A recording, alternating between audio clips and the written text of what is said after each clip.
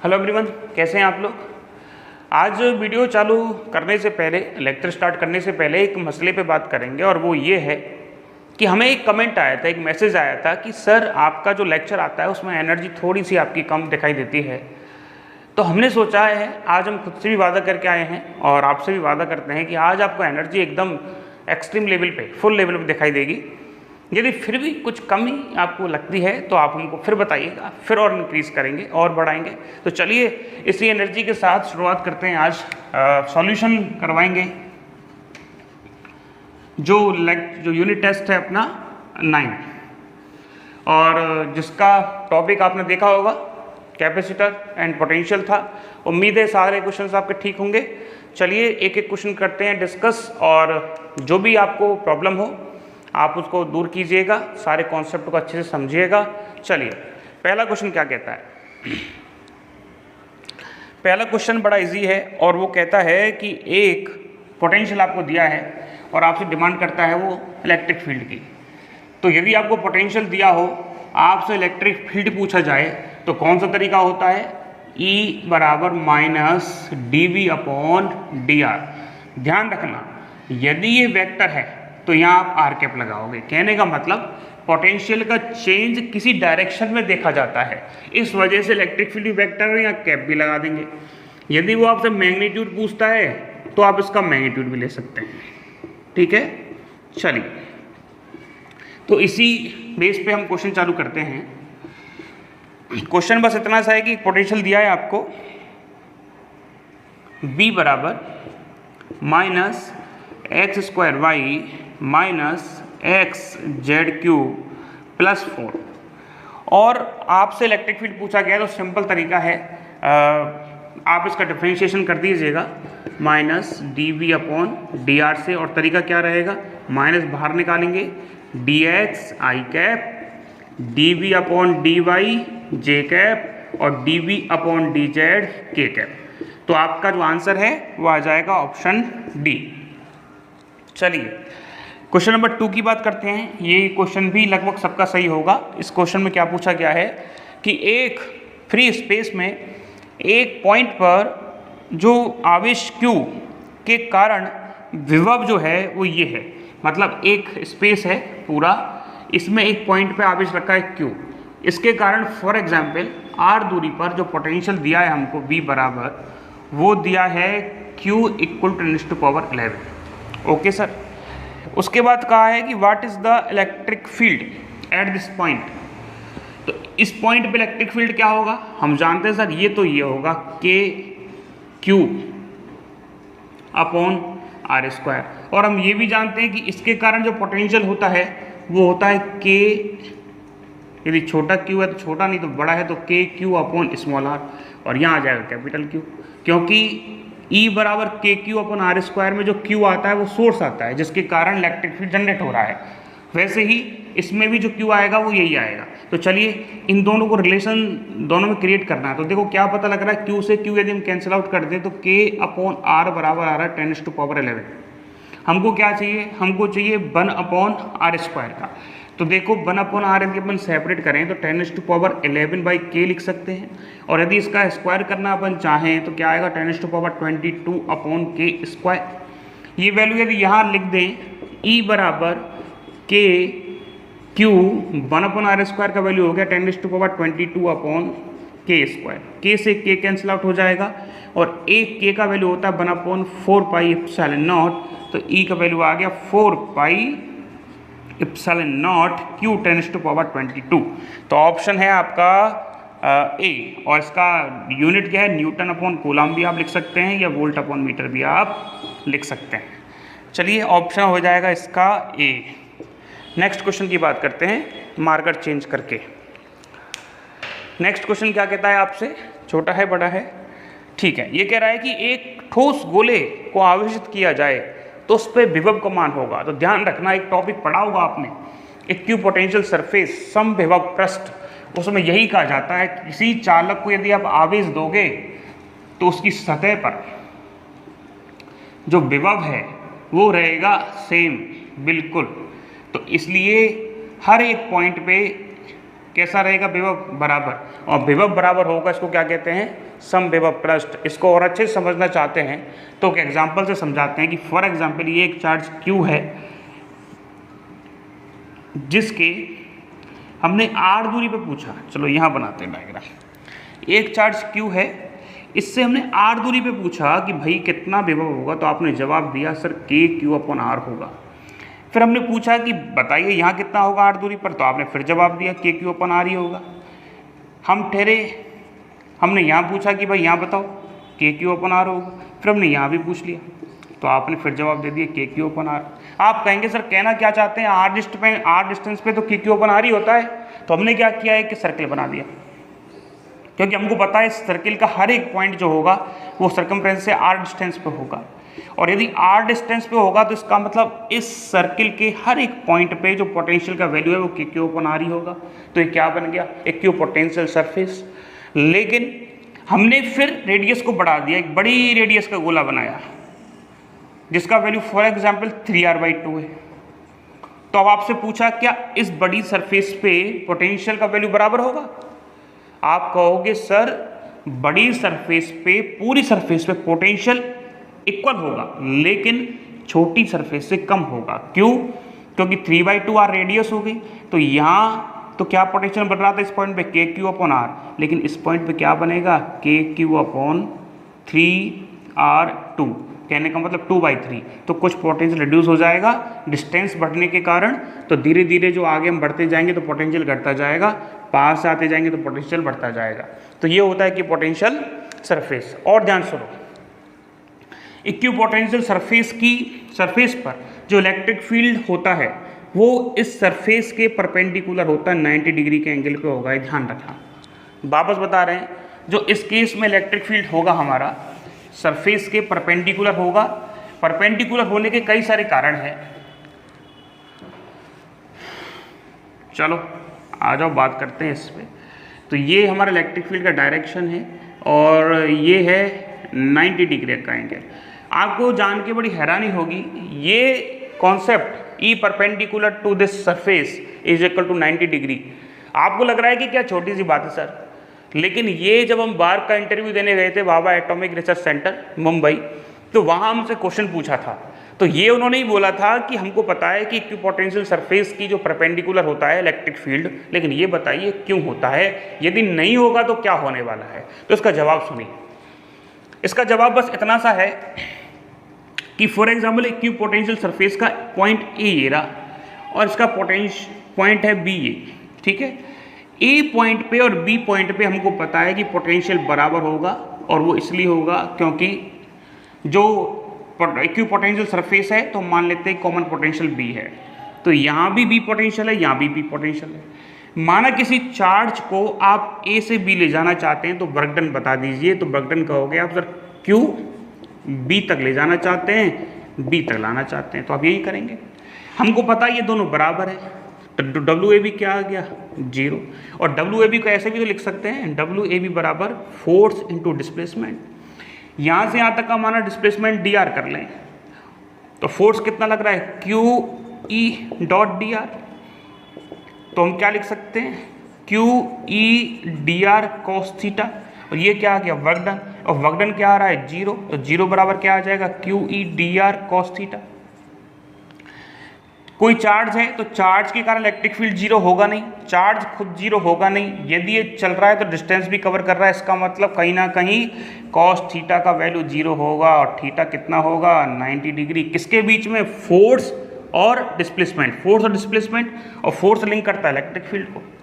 तो कहने का मतलब ये है कि यदि ये 90 नहीं हुआ, यदि ये 90 नहीं हुआ तो इसके कंपोनेंट बनेंगे, और यदि इसके कंपोनेंट बन गए तो फिर पोटेंशियल बराबर थोड़ी रहेगा सरफेस पे, और जब पोटेंशियल सरफेस पे बराबर नहीं रहेगा तो कि पोटेंशियल सरफेस नहीं होगा। आपको बातें समझ में आई होंगी, और आगे बात करते हैं। चलिए साहब, अगला हमारा जो क्वेश्चन है, देखो सेम क्वेश्चन फिर आ गया। एक खोखले गोले धातु की गोली की त्रिज्या 10 सेंटीमीटर है, इसकी सतह को 80 वोल्ट से आवेशित किया गया। फॉर एग्जाम्पल यही मान लीजिए इसको 80 वोल्ट इसका सरफेस पे पोटेंशियल है, then calculate what is the potential at centre. बहुत अच्छा, क्या सवाल दिया है, आपका जवाब क्या है बताइए। 80 वोल्ट आंसर आना चाहिए हमारे अनुसार, तो बाकी का आप जैसा ठीक समझें। ऐसा क्यों है वो हम दिखा देते हैं, बता देते हैं। आपने एक टॉपिक पढ़ा होगा कि हम किसी खोखले गोले के कारण इलेक्ट्रिक फील्ड भी निकाले हैं और विभव भी निकाले हैं। तो किसी खोखले गोले के कारण इलेक्ट्रिक फील्ड कैसे निकालते थे, आपको याद है? नहीं पता। यदि इसकी त्रिज्या r है तो यहाँ यदि कोई पॉइंट है, फॉर एग्जांपल यहाँ है, तो आता था k q upon small r square. Surface पे है तो आता था k q upon r square, और अंदर है तो आता था 0, और उसका करंट 0 का ये था, अंदर आवेश ही नहीं है। हम जब पोटेंशियल कैलकुलेट करते थे तो बाहर आता था k q अपॉन r, यहाँ आता था k q upon capital R, अंदर क्या आता था 0? नहीं, अंदर potential k q upon r ही आता था। जो सरफेस पे होता है पोटेंशियल वो ही सेंटर तक होता है, अंदर तक। अब सर ये फॉर्मूले से तो हम ड्राइव कर लेते हैं कि q अपॉन r ही आएगा, सेम पोटेंशियल। लेकिन ये बताइए हमको कि जब इन्फिनिटी से किसी चार्ज को यहाँ तक लाया गया तो आंसर ये आया, जब इन्फिनिटी से किसी चार्ज को यहाँ तक लाया गया तो आंसर ये आया, जब इन्फिनिटी से सर यहाँ तक लेके जा रहे हैं किसी अंदर वाले पॉइंट तक, तो आंसर सेम क्यों रहता है, वो चेंज क्यों नहीं होता? फॉर्मूला से तो आंसर आ जाता है, लेकिन इसका फिजिकल मीनिंग समझो आप क्या कहना चाहता है। देखो, what is the potential? Potential is the W upon Q, मतलब किसी चार्ज को इनफाइनाइट की पॉइंट से इलेक्ट्रिक फील्ड के किसी पॉइंट तक लाने में किया गया जो कार्य है वो क्या कहलाएगा? विभव। मतलब विभव है क्या? विभव एक कार्य ही तो है, एक एनर्जी है। कौन सा कार्य? यहां से यहां तक आने का कार्य। कार्य क्यों करना पड़ता है? क्योंकि सर आप लाते हैं टेस्ट चार्ज जो कि हल्का पॉजिटिव होता है, मतलब जो पॉजिटिव होता है जिसका मैग्नीट्यूड नहीं होता, और यहाँ P पॉइंट पे कौन सा चार्ज है? Q। तो इसके अगेंस्ट हमको काम करना पड़ता है, इस वजह से हमको जो वर्क मिलता है, वर्क ही क्या है? पोटेंशियल। बात आई समझ में?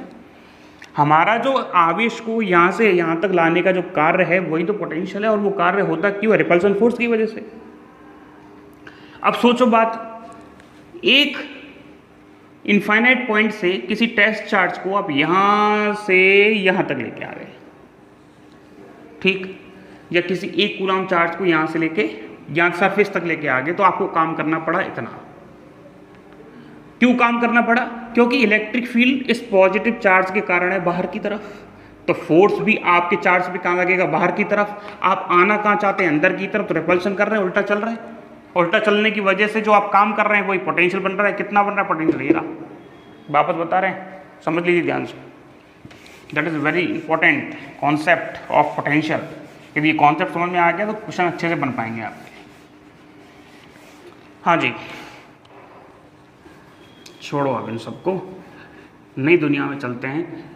ये प्लस क्यू है, प्लस क्यू के कारण हमने क्या देखा? बाहर कितना इलेक्ट्रिक फील्ड है? दैट इज के क्यू अपन स्मॉल आर। यदि आप फोर्स निकालना चाहते हैं कि यदि यहाँ कोई चार्ज आए तो फोर्स कितना लगेगा, तो आप मल्टीप्लाई क्यू नॉट का कर देंगे, और यहाँ भी मल्टीप्लाई क्यू नॉट का हो जाएगा, that K Q naught upon R square.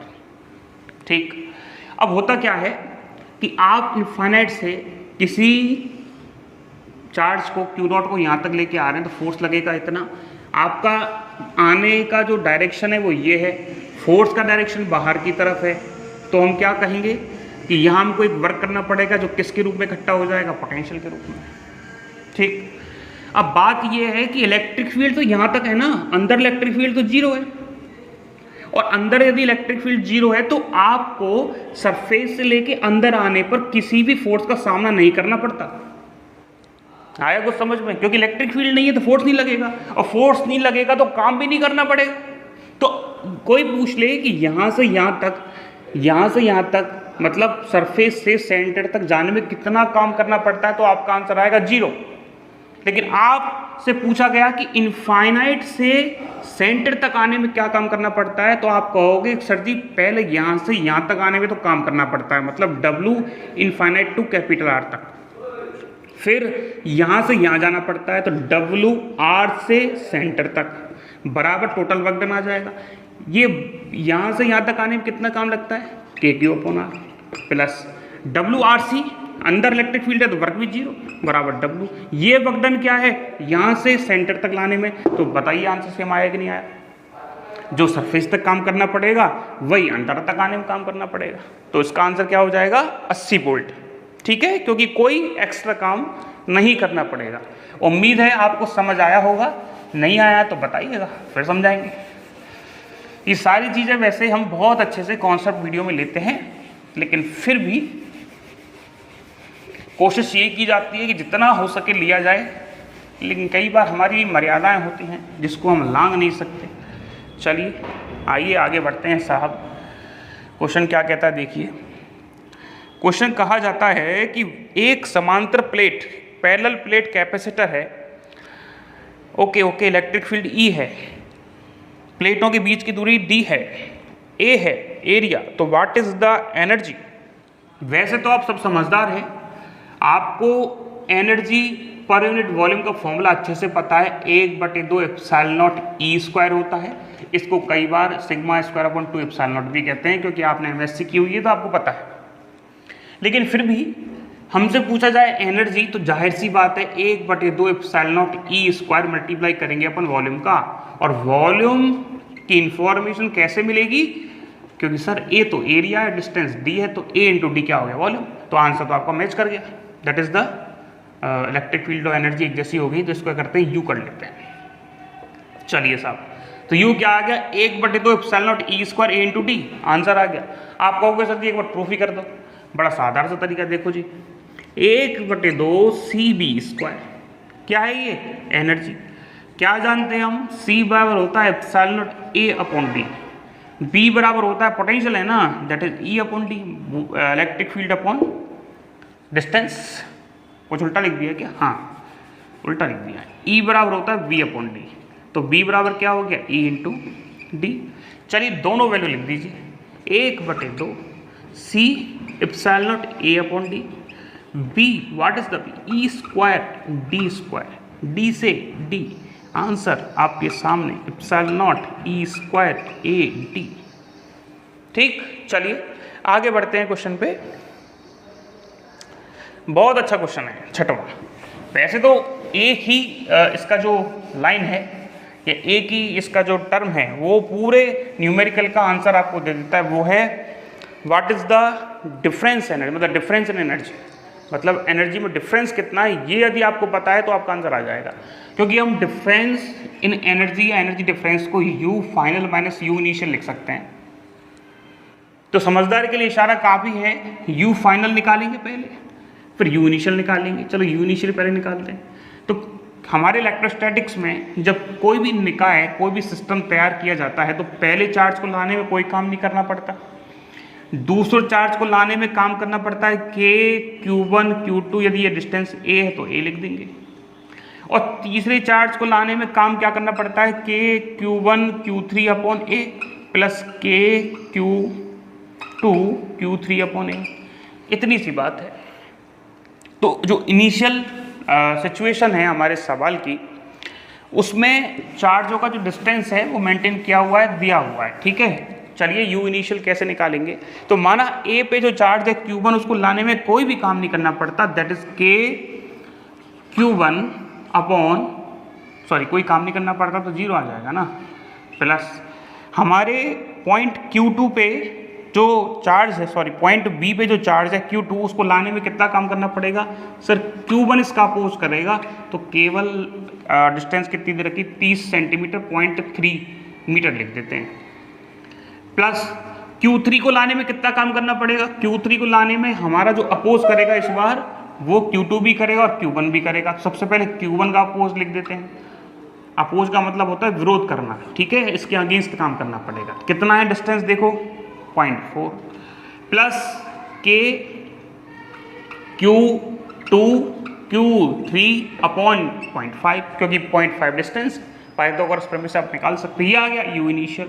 U final देखिए, अब हमारा जो सवाल है उसमें एक पार्टिकल घूम के यहाँ पहुँच जाता है, तो यहाँ पहुँच जाएगा, तो अब डिस्टेंस कहाँ हो गई, ये कहाँ लोकेटेड है, Q1 यहाँ लोकेटेड है, Q2 यहाँ है और Q3 यहाँ है, तो इस सिस्टम की निकालो। वही Q1 को लाने में कोई काम नहीं, Q2 को लाने में ओके Q1 Q2 अपॉन 0.3।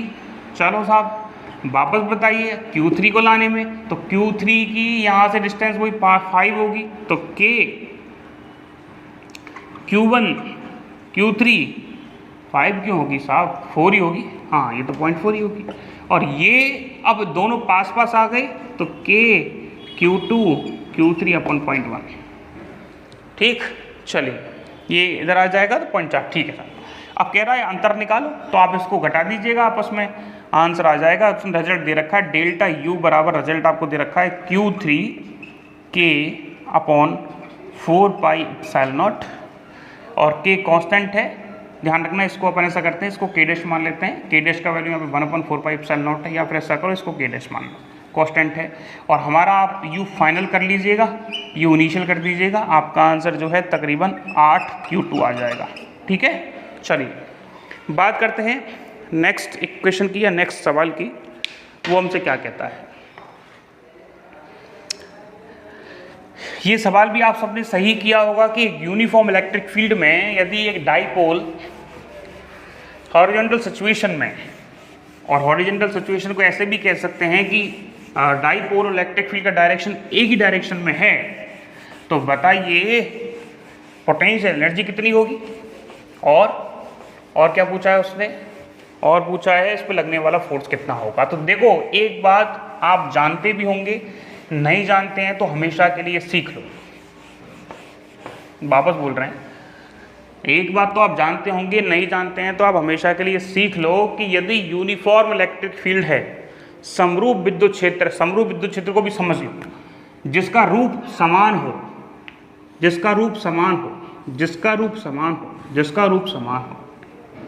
यहां से यहां चले जाओ इलेक्ट्रिक फील्ड एक जैसा मिलेगा, समरूप electric field, uniform electric field.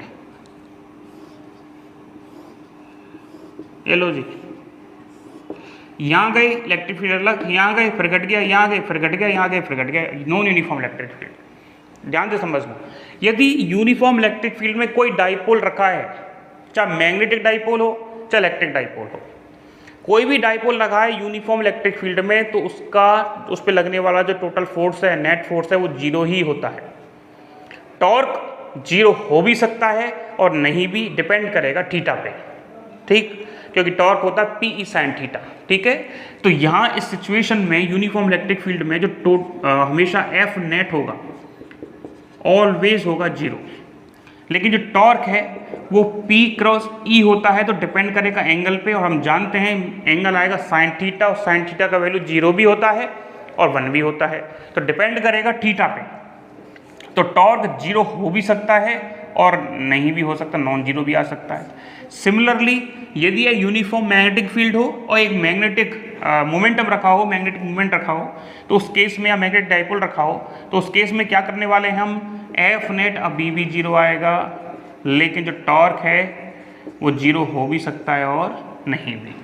ठीक है, एक और आता है, आपने जब AC जनरेटर पढ़ा होगा, या AC DC जनरेटर पढ़ते हैं हम लोग, करंट में हम पढ़ाते हैं ये, तो यहाँ एक कुंडली रखी जाती है, कॉइल, तो उस कॉइल में भी सेम कॉन्सेप्ट फॉलो होता है कि वहाँ जो नेट फोर्स है वो तो 0 होता है यदि इलेक्ट्रिक फील्ड, मतलब N और S मैग्नेटिक फील्ड इक्वल है, यूनिफॉर्म है। यदि ये नॉन यूनिफॉर्म है तो हम कहेंगे कि फोर्स 0 हो भी सकता है, नहीं होगा।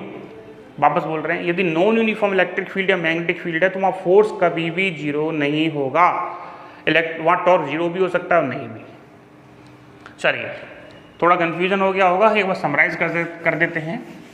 यदि नॉन यूनिफॉर्म है तो वहाँ ना तो फोर्स 0 होगा, फोर्स तो कतई 0 नहीं होगा, और टॉर्क डिपेंड करेगा एंगल पे। ठीक, और यदि यूनिफॉर्म है तो फोर्स तो 100% 0 होगा, लेकिन टॉर्क डिपेंड करेगा एंगल पे। तो टॉर्क का 0 होना और ना होना ये तो डिपेंड करता है एंगल पे, लेकिन फोर्स यूनिफॉर्म में 0 होता है, और कहाँ 0 नहीं होता, नॉन यूनिफॉर्म में। कहाँ से कहाँ ले गए हम, देखो बात को। हाँ जी, ये कह रहा है कि एक यूनिफॉर्म इलेक्ट्रिक फील्ड में भाई साहब एक रखा है डाइपोल, और ये हमने माइनस प्लस इसलिए बनाया है क्योंकि उसने कहा है कि जो इलेक्ट्रिक फील्ड की डायरेक्शन है वही मोमेंटम की डायरेक्शन होनी चाहिए। मोमेंटम का डायरेक्शन नेगेटिव से पॉजिटिव होता है, तो इस सिचुएशन में जो एंगल है दोनों के बीच में वो है थीटा बराबर 0 डिग्री। और हमारा लगने वाला फोर्स देख लेते हैं, ध्यान रखना प्लस ई जिस डायरेक्शन में है उसी डायरेक्शन में प्लस क्यू पे फोर्स लगेगा, इधर F बराबर क्यू ई। ठीक, माइनस क्यू पर हमेशा इलेक्ट्रिक फील्ड के अपोजिट लगता है फोर्स, F बराबर माइनस क्यू ई। तो नेट फोर्स क्या हो गया 0, क्यों हो गया क्योंकि दोनों force equal in opposite direction. ये लो जी आंसर 0। बात करें यदि एनर्जी की तो होती है माइनस पी डॉट ई, जिसको कई बच्चे कह देते हैं minus P E cos theta. हाँ जी, एंगल कितना 0 डिग्री तो माइनस पी, और ये नेगेटिव की सबसे मैक्सिमम वैल्यू है, मतलब नेगेटिव में सबसे ज़्यादा है, तो कैसी हो गई ये मिनिमम। ऑप्शन हो जाएगा डी। नेक्स्ट आगे बढ़ते हैं। एक गोली का द्रव्यमान 2 ग्राम है, एक बुलेट है, बुलेट जिसका मास है 2 ग्राम। ओके, आवेश कितना है जी, आवेश है Q बराबर दैट इज 2 माइक्रोकूलम। ठीक, इसे कितना विभव दें कि यह स्थिर अवस्था से चलकर 10 मीटर पर सेकंड का वेग प्राप्त कर ले।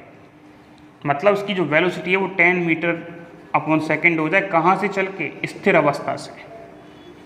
कितना क्या दें इसको, कितना क्या दें विभव दें, तो देखो एनर्जी कंजर्वेशन QV बराबर ½ mv² ही तो करना है, V निकालना है आपको, तो 1/2 mv² अपन Q ही तो करना है। 1/2 what is the m, what is the m, that is 2 gram. What is the Q, that is 2 microcoulomb. What is the velocity, that is 10 का स्क्वायर। सॉल्व कीजिएगा आप सब लोग, आंसर आ जाएगा 50 किलो वोल्ट। आंसर आ जाएगा 50 किलो वोल्ट। चलिए नेक्स्ट क्वेश्चन की बात करते हैं। क्वेश्चन नंबर 9 क्या कहता है ये कहता है कि 2 समांतर धातु की प्लेट हैं, एक दूसरे के सामने कुछ दूरी पर रखी है। इन प्लेटों पर प्लस क्यू और माइनस क्यू आवेश है। यदि प्लेटों को केरोसिन से डुबो दिया जाए तो विद्युत क्षेत्र क्या होगा। विद्युत क्षेत्र केवल और केवल डिपेंड करता है किस पे, जैसे विद्युत क्षेत्र देखें तो प्लेट की बात करें, वैसे तो विद्युत क्षेत्र Q/R² ही होता है, लेकिन प्लेट की बात करेंगे, माना इसका जो सरफेस चार्ज डेंसिटी है वो प्लस सिग्मा है, इसका माइनस सिग्मा है, या ये कह सकते हैं कि ये जो Q है यहाँ माइनस Q है, तो उनके बीच में जो इलेक्ट्रिक फील्ड होगा वो होगा सिग्मा अपॉन एप्सिलॉन नॉट। यह बात आप अच्छे से जानते हैं। ऐसा क्यों होता है उसके बारे में भी थोड़ी सी जानकारी ले लें। That is plus sigma, that is minus sigma. इस प्लेट के कारण इस पॉइंट पे जो इलेक्ट्रिक फील्ड होगा वो सिग्मा अपॉन 2 एप्सिलॉन नॉट होगा। प्लस है तो बाहर की तरफ इलेक्ट्रिक फील्ड, माइनस सिग्मा के कारण इस पॉइंट पे इलेक्ट्रिक फील्ड भी इसी तरफ होगा क्योंकि खींचेगी, तो वापस सिग्मा अपॉन 2 एप्सिलॉन नॉट जुड़ के आ गया sigma upon epsilon not. Direction हो गई ये। चलिए कोई बात नहीं, डायरेक्शन की बात नहीं हो रही। तो E बराबर Q आवेश दिया गया है हर एक प्लेट पे, और एरिया इसका A है, एप्सिलॉन नॉट आ गया। अब मीडियम क्या है, केरोसिन में डाल दिया है, तो केरोसिन का जो एप्सिलॉन है वो ज़्यादा होता है एप्सिलॉन नॉट से, तो हमारा जो E है वो कैसा हो जाएगा, डिक्रीज हो जाएगा, क्योंकि नीचे क्या आ जाएगा, एक एप्सिलॉन और आ जाएगा, एप्सिलॉन R आ जाएगा। चलिए एक बार और अच्छे लिख देते हैं इसको। E मीडियम की बात कर लें, Q upon A epsilon not epsilon R। Epsilon R क्या है, रिलेटिव परमिटिविटी ऑफ केरोसिन। तो क्या आंसर आ जाएगा, ये आ जाएगा E अपॉन एप्सिलॉन R घट जाएगा। चलिए आगे बढ़ते हैं। 3 कैपेसिटर हैं हमारे पास जिनकी कैपेसिटेंस C है और जो पोटेंशियल है वो B है। तो बताइए यदि उनको सीरीज में जोड़ा जाए तो फाइनल जो वोल्टेज है वो कितना होगा, और ये भी बता दीजिए हमको कि जो कैपेसिटेंस है वो कितना होगा। तो देखो समझदारी वाली बात है, सीरीज में जब कैपेसिटर को जोड़ा जाता है तो उसी तरह का फॉर्मूला लगता है जैसे कि रेजिस्टेंस को पैरेलल में जोड़ा जाता है। इंपॉर्टेंट बात और सुन लो, ये हो गया हमारे पास 3 कैपेसिटर। थोड़े अच्छे नहीं लग रहे, हाँ अब ठीक लग रहे। ये हो गए 3 कैपेसिटर, नहीं थोड़ा सा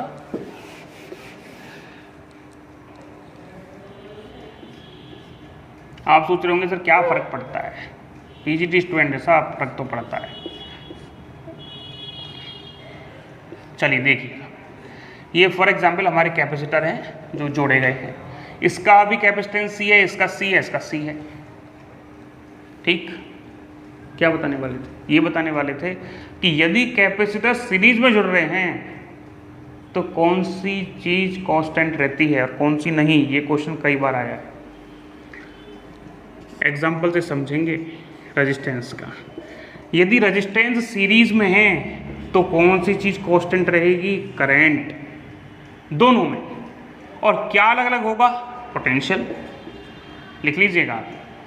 यदि हमारे रेजिस्टेंस पैरेलल में जुड़े हैं तो कौन सी चीज़ कांस्टेंट रहेगी? पोटेंशियल। क्या अलग अलग होगा? करंट। आ जाओ इधर। इस केस में क्या कांस्टेंट रहेगा? आवेश। क्या अलग अलग होगा? विभव। और जो टोटल विभव होगा इस विभव के बराबर होगा। वही हमसे वो पूछ रहा है। क्या पूछ रहा है कि यदि ये कैपेसिटेंस जो है उनकी तीन कैपेसिटर की जो कैपेसिटेंस है वो C है, तो बताइए रिजल्टेंट क्या होगा। तो रिजल्टेंट कैपेसिटर जब सीरीज में जुड़े हों तो कुछ इस तरह निकाला जाता है 1/C1, 1/C2, 1/C3 और यहाँ से आप कैलकुलेशन करेंगे तो आ जाएगा C/3। दूसरा पोटेंशियल तो तीनों को जोड़ के आएगा ना, B1 plus B2 plus B3 और आपका जो पोटेंशियल का वैल्यू यदि V दे रखा है तो हमारा जो V इक्वलेंट है वो आ जाना है 3। अगले क्वेश्चन की बात करते हैं। ये बहुत इंपॉर्टेंट है। इंपॉर्टेंट नहीं, बता चुके हैं इसको पहले हम। इसका आंसर तो आप सबने लगा लिया होगा कि चालक के गोले की त्रिज्या यदि r है, Q आवेश उसको दिया गया है, तो गोले के केंद्र पर विभव विद्युत क्षेत्र के अंश होंगे। तो ध्यान रखना, गोले के केंद्र पर जो विभव होगा वो तो सरफेस के बराबर ही होगा। अभी अच्छे से समझाया था, क्योंकि सरफेस से अंदर तक जाने में हमको कोई काम नहीं करना पड़ता। हमारा जो काम है वो केवल सरफेस तक आने में ही होता है। इस वजह से सेम वर्क डन होता है, सेम पोटेंशियल होता है। लेकिन इलेक्ट्रिक फील्ड का मान क्या होगा? 0, क्योंकि उसमें जो टोटल चार्ज है वो कितना होता है? अंदर 0 होगा। Option B is correct. ये भी आपने सबने किया होगा कि यदि एक की पोटेंशियल है या यूनिफॉर्म इलेक्ट्रिक फील्ड है तो पॉइंट दे रखा है, फॉर एग्जाम्पल ये ए हो गया, ये बी हो गया, ये सी हो गया। ध्यान रखना आप कि जैसे जैसे आप इलेक्ट्रिक फील्ड की तरफ जाएंगे वैसे वैसे पोटेंशियल डिक्रीज होगा। सबसे पहला न्यूमेरिकल याद करो, EB बराबर -dB/dr। डिस्टेंस के साथ पोटेंशियल घटता है। डिस्टेंस जैसे जैसे बढ़ाते जाएंगे इलेक्ट्रिक फील्ड की डायरेक्शन में पोटेंशियल घटता हुआ जाएगा।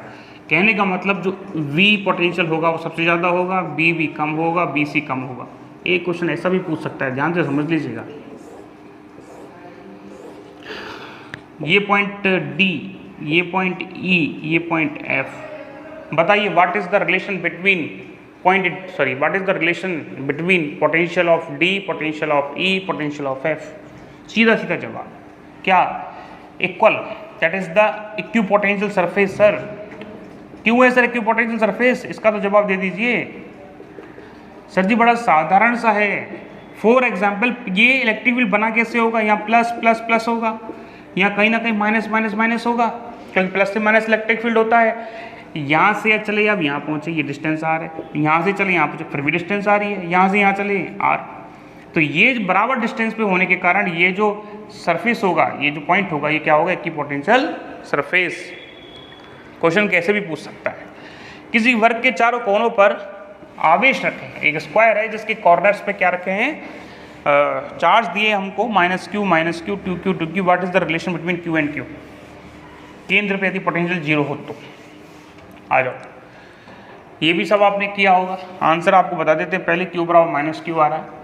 इसको हमको करवाने की वैसे आवश्यकता नहीं है, लेकिन आपको हिंट दे देते हैं थोड़ी सी, क्योंकि ये सिंपल क्वेश्चन है बिल्कुल।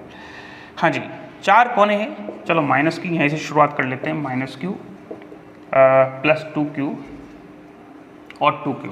ओके, ये कह रहा है कि पोटेंशियल जो सेंटर पे है वो सबका कैसा है? एडिशन जो है सबका 0 है। दो तरीके हैं, या तो ये डिस्टेंस आप R मान लो तो भी आपका आंसर आ जाएगा, इजी पड़ेगा।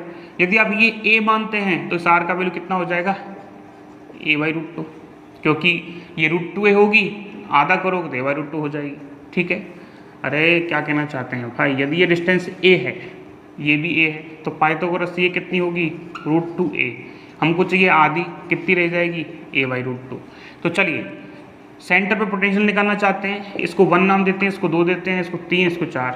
तो जो टोटल पोटेंशियल है वो B1 plus B2 plus B3 plus B4। What is the value of B1? K -Q upon A upon √2। What is the value of V2? Sir again what is the value of V3? ओहो, K 2Q upon A/√2, ये भी ठीक है। What is the value of again 2Q upon A/√2 बराबर किसके? 0 के। देखो A/√2, A/√2, A/√2, A/√2 0, तो आंसर कितना आएगा हम आपको बता देते हैं, सॉल्व कर लेना। ये -Q के बराबर आ जाएगा। ठीक है, ऑप्शन आ जाएगा आई थिंक ए।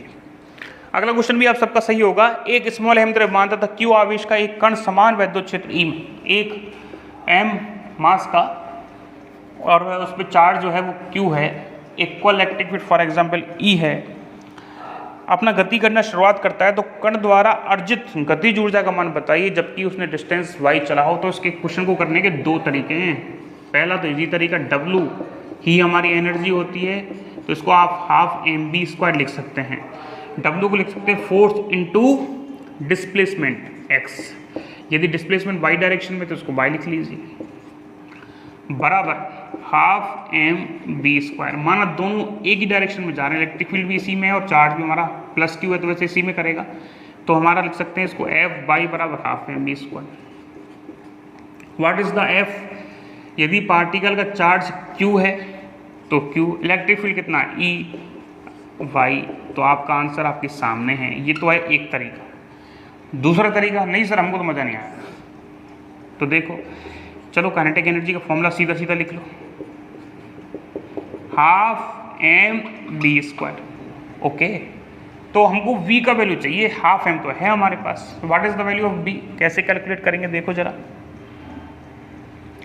एक फॉर्मूला होता है third equation of motion, v² बराबर u² + 2s। उसने गति को चालू किया तो ये तो हो गया 0, QE अपॉन m। क्यों? क्योंकि F बराबर क्या होता है ma और F बराबर क्या है QE, तो हम क्या लिख सकते हैं एक्सेलरेशन QE अपॉन m। तो यहाँ क्या लिख देंगे 2QE upon m multiply by distance y है, तो यहाँ से v² का वैल्यू कितना मिल गया आपको 2QE अपॉन y, यहाँ वैल्यू रख दीजिएगा v² का, सेम आंसर आ जाएगा। चलिए अगले क्वेश्चन की बात करते हैं। ओहो हो, 3 कैपेसिटर हैं भाई 4 माइक्रोफेरेड के, और आप उनको कैसे जोड़ोगे कि हमारा जो रिजल्ट है वो 6 माइक्रोफेरेड आ जाए, तो आपका आंसर वैसे ठीक होगा और वैसे हम जोड़ के बता देते हैं। इस क्वेश्चन को आप ऑप्शन से कर सकते हैं। चलिए ये रहा कैपेसिटर, माना ये क्वेश्चन आप कर रहे हैं, आपके दिमाग में वैसे कॉम्बिनेशन बन गए होंगे, इन द केस नहीं बनते हैं तो आप ऑप्शन का सहारा ले लें, ठीक है, ऑप्शन को देखें और आप सॉल्व करें। चलिए थोड़ा टाइम लगेगा पर हो जाएगा। कई बार क्या होता है कॉम्बिनेशन नहीं बन पाते माइंड में, तो उसका सोल्यूशन यही होता है, आपको आंसर दिए गए उनमें से एक होगा, देख लीजिए। चलिए ये 4 माइक्रोफेरेड कर लेते हैं, ये भी 4 माइक्रोफेरेड कर लेते हैं, ये भी 4 माइक्रोफेरेड कर लेते हैं। इन दोनों को क्या जोड़ा गया है सीरीज में, सीरीज में जोड़ा गया है, तो 1/c इक्वलेंट बराबर 1/c1 + 1/c2, तो उसका जो रिजल्ट होगा ऊपर वाले का वो आ जाएगा 2 माइक्रोफेरेड, आधा हो जाता है। और ये क्या है, ये 4 माइक्रोफेरेड। अब ये दोनों किस में आगे पैरेलल में, सीधा सीधा जोड़ दो, कितना आ जाएगा 6 माइक्रोफेरेड। चलिए ऑप्शन डी। एक कैपेसिटर है C1 जिसका पोटेंशियल B1 है, आवेशित है, बैटरी को हटाने के बाद अनावेशित C2 से जोड़ दिया जाता है। देखो इस टाइप के सवाल बड़े इजी होते हैं, एक फॉर्मूला लगता है, हमेशा आपका सवाल जो है वो ठीक ही होगा, गलत नहीं होगा, ठीक है। फॉर्मूला आप समझ लीजिए, सिंपल सा तरीका है। बैटरी को सबसे पहले हमने बैटरी से इस कैपेसिटर को चार्ज किया, इसका कैपेसिटेंस हम बता रहे हैं C1 है, इसका जो पोटेंशियल है B है, फिर हमने कैपेसिटेंस को हटा दिया, मतलब बैटरी को हटा दिया और इससे जोड़ दिया, ठीक है। जैसे ही जोड़ा तो हमने चेक कर लिया कि इसका कैपेसिटेंस तो C2 है, लेकिन इसका जो पोटेंशियल है वर्तमान समय में वो V है, 0 है।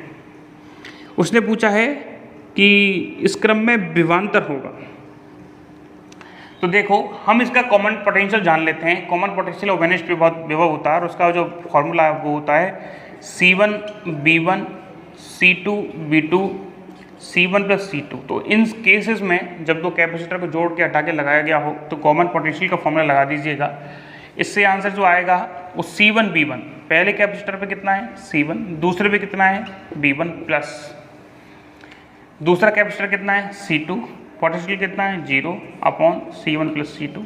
आपका आंसर आपको दिखाई दे गया होगा C1V1 C1 प्लस C2। ऐसे ही एनर्जी डिफरेंस वाले भी आते हैं, एनर्जी लॉस वाले भी, उसका एक ही फॉर्मूला होता है, वही हमेशा एप्लीकेबल होता है। 17, इसको क्या बताना है, इसके बारे में भी हमारी बातचीत हो गई है आपसे अभी बताया था एनर्जी डेंसिटी का फॉर्मूला, क्योंकि उसने कहा है energy per unit volume that is the energy density, और एनर्जी डेंसिटी का फॉर्मूला 1/2 ε0 है। हम जानते हैं कि E बराबर -dV/dr है। यदि मैग्नीट्यूड की बात करें तो हम लिखेंगे E बराबर V/d, यहाँ वैल्यू लिख दीजिए साहब, एनर्जी डेंसिटी बराबर 1/2 ε0 B/d का whole square. Option B is correct. एक द्विध्रुव का द्विध्रुव आघूर्ण P, चुंबकीय क्षेत्र E है जी, उसमें लिखने में मिस्टेक हो गई है। एक द्विध्रुव का द्विध्रुव आघूर्ण P मतलब डाइपोल मोमेंट है P और electric field vector E, then what is the भाई इस क्वेश्चन को इंग्लिश में पढ़ो 18 वाले। The capacity of parallel plate capacitor is 10 microfarad. वो थोड़ा सा नहीं, पूरा ही मिसप्रिंट हो गया है, क्वेश्चन कोई और आ गया, ऑप्शन कोई और आ गया। मतलब ऐसी कलाकारी भी होती है, जो सवाल करे और जो पढ़ाए वो जाने इस बात को। हाँ जी, देखो इन सारी चीज़ों में थोड़ा सा कोऑपरेट कीजिए। ये तय है कि जो आगे आने वाले जो टेस्ट हैं उनमें ये सारी गलती रिड्यूस हो जाएंगी, क्योंकि यूनिट टेस्ट तो आपके तैयार हो गए हैं। फुल लेंथ में और मिक्स में ऐसा कोई प्रॉब्लम नहीं आएगा, आप निश्चिंत रहिए। एक capacity of parallel plate capacitor या कंडेंसर इज 10 माइक्रोफैरड। हाँ ओके, एक कैपेसिटर है जिसका 10 माइक्रोफैरड, हमको कोई प्रॉब्लम नहीं है। एरिया कितना है, एरिया नहीं दिया है क्या एरिया, नहीं।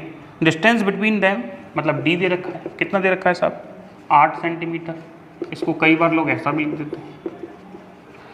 चलिए, if the distance between the plates is reduce 4 centimetre, हमने जो नया डी डैश है उसको 4 - 2 कर दिया है, मतलब कहने का मतलब सीधा सा d/2 कर दिया है ना। Okay, what is the capacity of the parallel plate capacitor condenser. ओहो, C बराबर क्या होता है ε/A/d। C डैश क्या होगा, सब नई दूरी होगी क्योंकि प्लेट का एरिया तो चेंज किया नहीं। D डैश क्या है सर, d/2 है, 2 ऊपर ले जाओ, कोई तकलीफ थोड़ी है। ये लो जी, तो C डैश कितना आ गया बताओ, C डैश आ गया 2 × C दे रखा है 10, आंसर आ गया 20 माइक्रोफैरड। नेक्स्ट क्वेश्चन पूछा गया है कि एक पैरेलल प्लेट कैपेसिटर का पोटेंशियल B है और उसको बैटरी से हटाने के बाद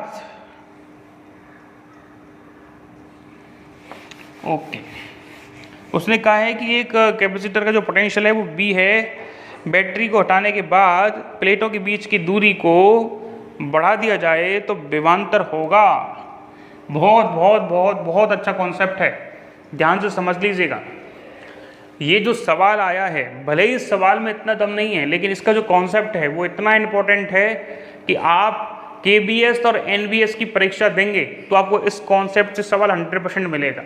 क्योंकि उन लोगों का जो भी सेंट्रल के एग्ज़ाम्स हैं उनको ये टॉपिक बड़ा पसंद आता है। पसंद क्यों आता है इसकी देखें आप क्या है इस टॉपिक में, ऐसी बात। वैसे आपका आंसर ठीक होगा। एक छोटा सा कॉन्सेप्ट है कि यदि हमारा कैपेसिटर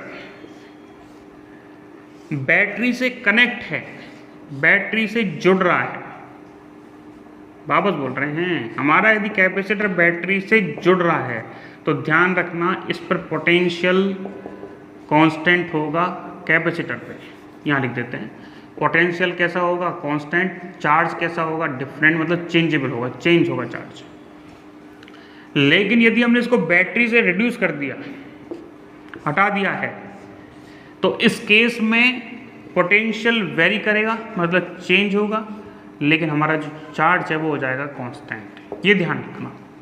इस बात से कई सारे सवाल सॉल्व होंगे। सारे सवालों को, सारे टाइप्स को यहाँ बताना पॉसिबल नहीं होगा, लेकिन करीबन 6 टाइप के क्वेश्चन बनते हैं इस क्वेश्चन से।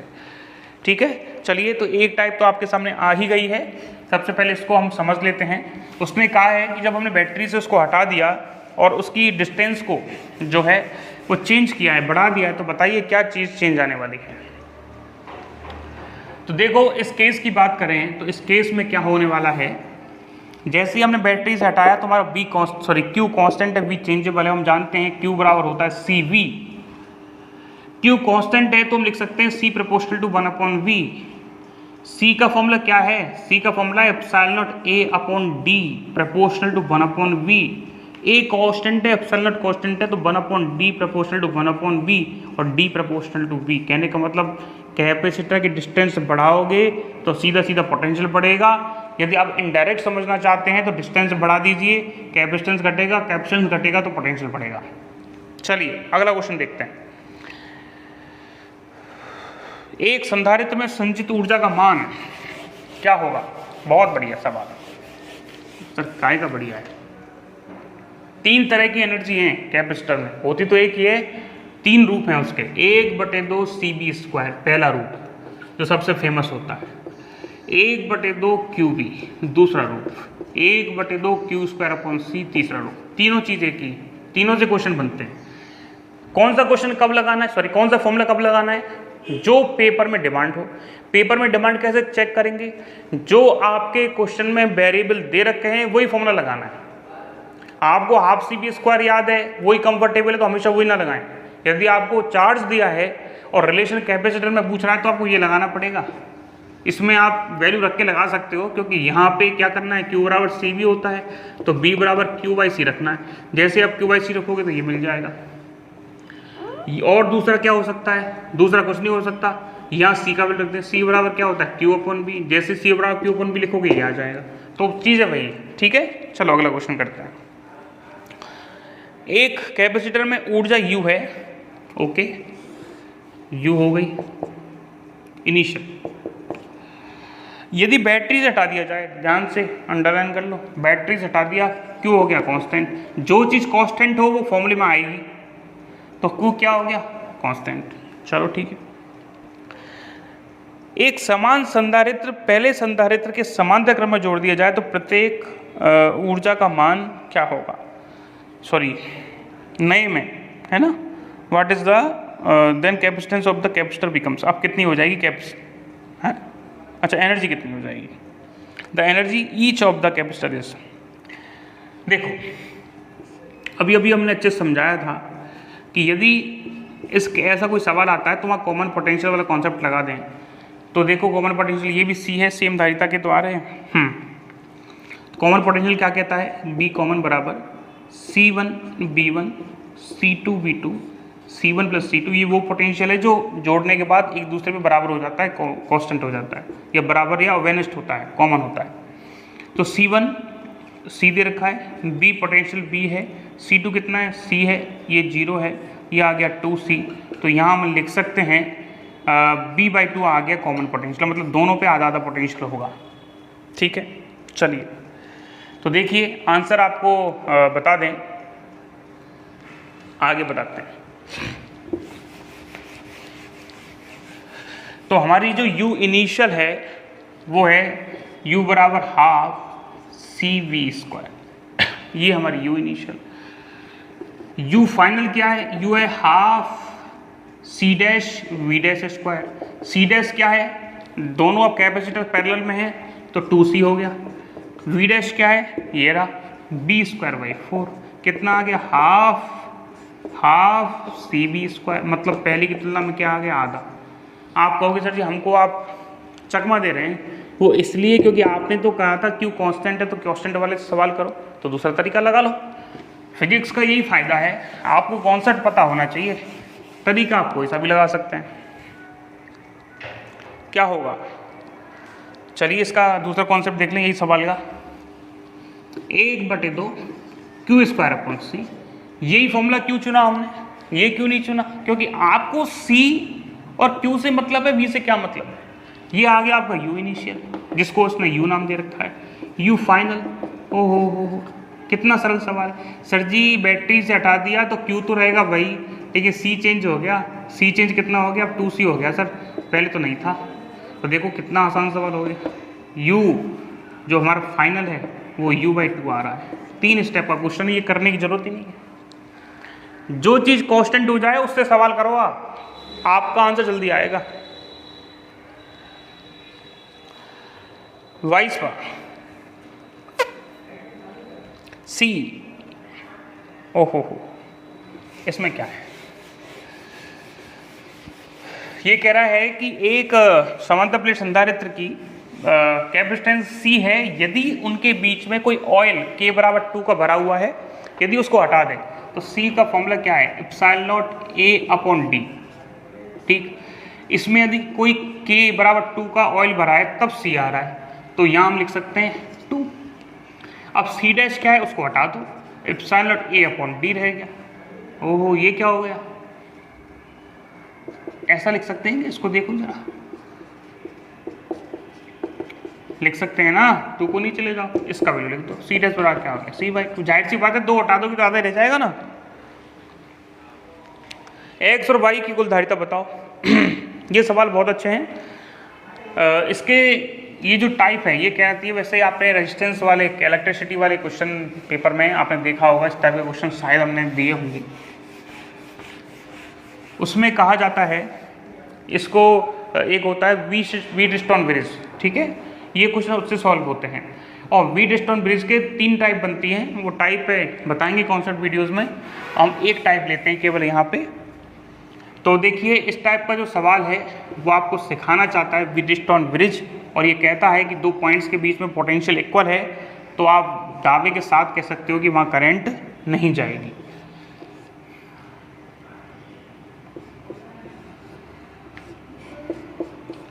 चलिए, ये हमारा आपका सवाल है, सब इक्वल कैपेसिटेंस के नहीं हैं, ये 20 कैपेसिटेंस का है केवल, बाकी के सब 6 के हैं। तो देखिए, इसको यहाँ से पकड़ के इधर खींच लीजिए आप। इसको यदि अपन ऐसे खींचेंगे तो आपको पता चलेगा कि ये आप देख रहे हैं, देखो ये एक ही पॉइंट से जुड़े हुए हैं, तो माना ये पॉइंट ये रहा, एक ही पॉइंट से 2 कैपेसिटर हैं, जोड़ दिए। फिर ये आ रहा है इस पॉइंट पे, और ये आ रहा है इस पॉइंट पे, ये आ गया यहाँ।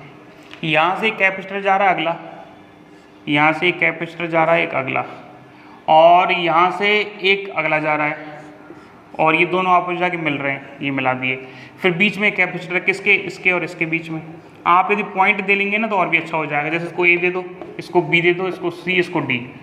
वापस समझ लो एक बार। सबसे पहले A से चले और तो ये पहुँचेगा B पर, A से चले ये पहुँचेगा B पर, A से चले ये पहुँचेगा C पर, ABC A to C कर, ठीक है। ये चलेगा A से C पर, C और B के बीच में कैपेसिटर है, C और B के बीच में कैपेसिटर है, तो C से चलना है D तक, C से चलना है D तक, और D जुड़ रहा है आपको B से, D जुड़ रहा है आपका B से, ठीक। चलिए, इसमें कहा जाता है कि यदि BC बराबर BD हो तो ये हमारा जो सर्किट है वो कौन सी स्टेट में होता है? स्टेट का नाम कौन सा होता है? संतुलन की अवस्था, ठीक है, संतुलन की अवस्था उसको कहते हैं। और ये कॉन्सेप्ट आपको व्हीटस्टोन ब्रिज में देखने को मिलेगा। तो ऐसी सिचुएशन में जब संतुलन की अवस्था हो, और दूसरा संतुलन की अवस्था होती कब है? इसका नाम C1 है, इसका नाम फॉर एग्जांपल C2 है, इसका नाम C3 है, इसका नाम C4 है। तो देख लीजिएगा आप, C1:C3 बराबर C2:C4 आ रहा है, तो ये संतुलन की अवस्था में होगा। इसका मतलब ये बीच वाला कैपेसिटर काम नहीं करेगा, और यदि ये रेशो बराबर नहीं है तो ये कैपेसिटर काम करेगा। तो ये सब 6 के हैं, तो इसका रेशो कितना है? 1, इसका कितना है? 1:1 आ रहा है। तो इसका मतलब ये बीच वाला आप काम में ना लीजिए। तो हमारा बस इतना सा सवाल रह गया है और कुछ नहीं बचा। हमारा सवाल बस अब कितना सा रह गया है? इतना सा सवाल बचा है। 4 कैपेसिटर हो गए। अब ये कितने? 6, 6, 6 और 6, ये श्रेणी क्रम में है। और श्रेणी क्रम में क्या होता है? कैपेसिटर आधा रह जाता है, तो ये हो गया इधर अब 3 का। हाँ जी, ये कैपेसिटर वापस सीरीज में है तो वापस 3 का, और 3 पैरेलल में, तो आंसर आ गया 6।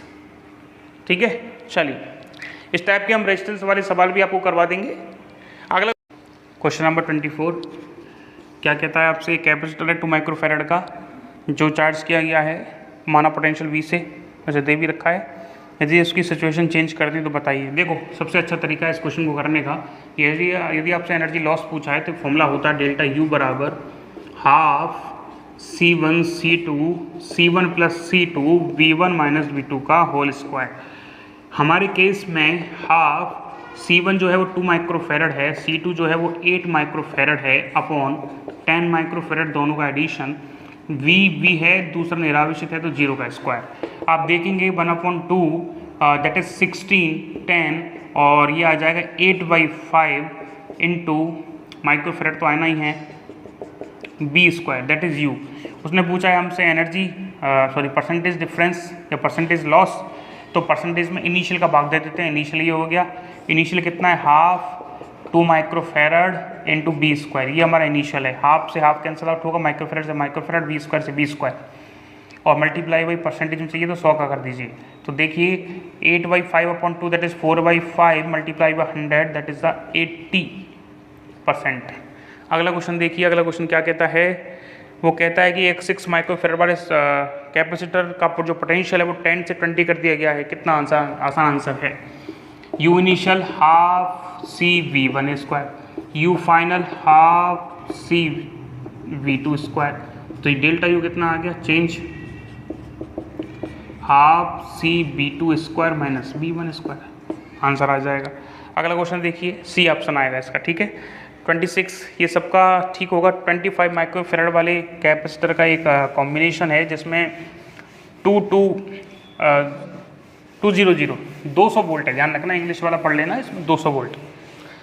इस संधारित्र की प्लेट हर एक प्लेट पर चार्ज का वैल्यू कितना होगा। तो देखो सब इक्वल हैं तो सभी पे चार्ज इक्वली होने वाला है, तो हम ऐसा करते हैं केवल आधे डायग्राम को ही बनाएंगे जिससे आपको समझ आ जाए। देखो यहाँ क्या है कि उन्होंने एक वोल्टेज सोर्स जोड़ा हुआ है, वोल्टेज, और बताया है कि यहाँ पे 200 वोल्टेज है। इसका मतलब ये सब पैरेलल में है, तो यहाँ पे भी 200 वोल्टेज होगा, यहाँ पे भी 200 वोल्टेज होगा। कैपेसिटेंस उसने बताई है 25 माइक्रोफेरड है, तो Q बराबर होता है CB, C का वैल्यू 25 10 की घात -6 और V है 200 that is 50 10⁻⁻⁴। Option is correct B, ठीक है, क्योंकि इसको ऐसा भी लिख सकते हैं। क्वेश्चन नंबर 27, एक 4 माइक्रोफेरड संधारित्र को 400 वोल्ट पर, ओके ठीक है, क्या तकलीफ है, एनर्जी हाफ CV स्क्वायर आ जाएगी। 1 किलो ओम वाले रेजिस्टेंस से जोड़ दिया जाए तो टोटल एनर्जी हीट में चली जाएगी, क्या दिक्कत। हमारे रेजिस्टेंस में जो हीट प्रोड्यूस होगी वो टोटल एनर्जी के बराबर हो जाएगी, डिसिपेट के बराबर। हाफ CV स्क्वायर कर दीजिए, आंसर आ जाएगा आपका half C -6B, what is the V, 400 volt का स्क्वायर। आपका जो आंसर आएगा वही 0.32 जूल आना चाहिए, ये डिसिपेट हो जाएगी। एक समद्विबाहु त्रिभुज ABC की भुजा BCAC, ओके, प्रत्येक कोने पर, अच्छा ये 2A की है, ठीक है, Q आवेश स्थित है। यदि D और E BC मध्य बिंदु है तो D व E से आवेश को ले जाने में क्या क्या कार्य है, इसमें क्या है, इसका आंसर तो 0 ही आना है। कारण सोचो, क्यों आ गया कारण, किसी भी चार्ज को ले जाने में यदि वर्ग 0 आ रहा है तो तय समझ लीजिए पोटेंशियल डिफरेंस 0 है। आप देखेंगे इस पॉइंट पे इसके कारण ये डिस्टेंस 2A बताई तो A हो गई, और इसके कारण ये, तो इन दोनों के कारण जो पोटेंशियल होगा वही पोटेंशियल इसके कारण, अच्छा 3 हो गई क्या, 3 चार्ज है ना, हाँ, इसको मान लेते हैं Q1, इसको मान लेते हैं Q2, इसको मान लेते हैं Q3, ध्यान से समझना।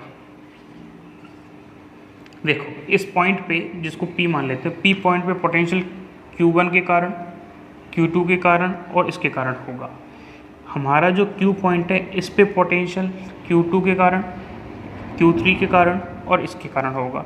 तो देखो ये A और A डिस्टेंस बराबर है, ये और A डिस्टेंस बराबर है, ये डिस्टेंस इसके बराबर है। तो कहने का मतलब P पे जो पोटेंशियल होगा वही Q पे होगा, और सेम पोटेंशियल पे जाएंगे तो हमारा W का फॉर्मूला क्या कहता है, डेल्टा B।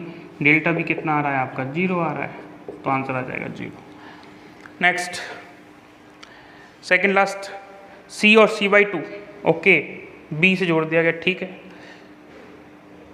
दोनों संधारित्र को पूर्ण आवेश करने में क्या क्या कारण है, हाफ CV स्क्वायर, हमको क्या तकलीफ है, ये लो जी, हाफ सी कितना है, सी टोटल निकालो इसका, दोनों किस में पैरेलल में है, C plus C by two that is 3c/2, तो 3c/2 इंटू बी स्क्वायर, ये लो जी 3/4 cv²। टोटल एनर्जी पूछा है, टोटल कार्य पूछा है, तो टोटल कैपेसिटेंस लिख दो। ये देखो 30 क्वेश्चन, ये भी सबका हो गया होगा। क्वेश्चन बड़ा भले ही है पर इजी है। C2 C4 पर आवेश निकालना है। ध्यान रखना आवेश निकालने के लिए ये फॉर्मूला ही लगेगा, Q बराबर CB। इसका मतलब किसी भी कैपेसिटेंस पर यदि आपको चार्ज निकालना है तो आपको C और B के बारे में पता होना चाहिए, नहीं तो चार्ज नहीं निकाल पाएंगे। चलिए तो बात करते हैं C2 और C4 पे। देखो कहाँ पूछा है उसने,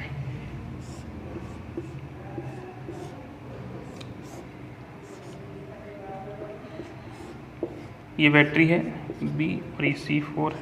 C4 का वैल्यू बाय द वे 4 का C कितना है, इसका value 4C, that is C4।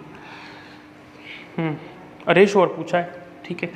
तो देखो ये सब किस में है, कहीं ना कहीं सीरीज में है ना, हाँ सीरीज में है। और जब सीरीज में जुड़े होते हैं तो अभी हमने क्या समझाया था, जब सीरीज में कैपेसिटर जुड़े हों तो चार्ज सेम होता है। कहने का मतलब इनका यदि हम सीरीज कॉम्बिनेशन सॉल्व करें, एक का C है, एक का 2C है, एक का 3C है, तो 1/C plus 1/2C plus 1/3C आ गया 6, तो दैट इज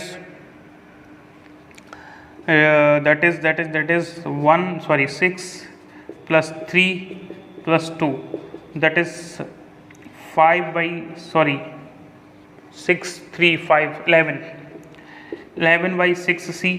और हम C इक्वलेंट देखें, क्योंकि तो 1/C इक्वलेंट के इक्वल है ना, C इक्वलेंट देखेंगे तो आ जाएगा 6C/11, ठीक है। तो ये आ गया ऊपर वाले का, तो इसको हम ऐसे बना सकते हैं अब,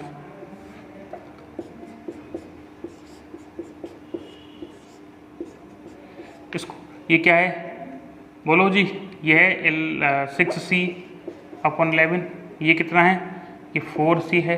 तो चलिए देखो अब देख रहा है ये पोटेंशियल जो कितना दिया है यहाँ पे V है, तो ये पोटेंशियल यहाँ होगा, ये पोटेंशियल यहाँ होगा। अब हम क्या करेंगे, पोटेंशियल से यहाँ चार्ज निकाल देंगे इस पे, 6C/11 कितना आ जाएगा, Q बराबर CV, C कितना है 6C/11 मल्टीप्लाई बाई V, तो ये आ गया चार्ज किस पे, इस पे। और इस पे जो चार्ज होगा वो सीरीज में जुड़े हुए हैं सारे, तो सब पे चार्ज बराबर होगा। इसका मतलब हमारा जो C2 है उस पर भी चार्ज इसी के बराबर होगा, तो इसको चार्ज Q2 का मान लेते हैं। हमारे पास निकालना है Q4, चौथे पे चार्ज वो C भी होगा, C कितना है 4 इंटू V कितना है V है, तो इसका रेशो निकालना है। चलो जी रेशो निकाल देते हैं। हमारा क्या है, Q2/Q4 पे रेशो निकालना चाहते हैं, V से V, C से C, तो that is 3/22। Okay, option B is correct. तो इस प्रकार आपने 30 क्वेश्चंस देखे हैं, उम्मीद है आपको समझ आ गए होंगे। चलिए आज आपको एनर्जी कैसी लगी बताइएगा, और इन फ्यूचर में चीज़ें और बेहतर होंगी और आपको अच्छे समझ में आएगा। कॉन्सेप्ट की जो वीडियोस हैं वो बस अभी चालू ही होने वाली है, तो आप रिलैक्स रहिए, कॉन्सेप्ट को पढ़ते रहिए, न्यूमेरिकल करने की अप्रोच सीख लें। कुछ चीज़ें इसकी समरी कर दें हम, तो बता दें कि हमारा जो कांस्टेंट है, जो भी अकॉर्डिंग टू क्वेश्चन कांस्टेंट दिया गया है, जैसे चार्ज कांस्टेंट है, पोटेंशियल कांस्टेंट है, जो कांस्टेंट फिजिकल क्वांटिटी है वो हमारे फॉर्मूले में आनी चाहिए, तो हमारा फॉर्मूला हो जाता है इजी, हमारा क्वेश्चन उसी से सॉल्व होगा। ठीक है, इसका एग्जाम्पल आपको देखने को भी मिलेगा, क्या इलेक्ट्रिसिटी में करवाएंगे। जो अगला टेस्ट है हमारा, टेस्ट नंबर आई थिंक ये कौन सा है 9, तो टेस्ट नंबर 10 में आप ये चीज़ देखेंगे, और स्पेशली तरीके से R बराबर रो एल अपॉन ए जब फॉर्मूला आएगा करंट का या रेजिस्टेंस का, तब आपको पता चलेगा ये सारी बातें। दूसरा, इक्विपोटेंशियल सरफेस से क्वेश्चन आता रहता है, तो आप ये भी देख लें एक बार, जो कॉमन पोटेंशियल का और एनर्जी लॉस का फॉर्मूले हैं उनको भी आप अच्छे से समझ लें, देख लें। सो थैंक यू सुनने के लिए, समझने के लिए।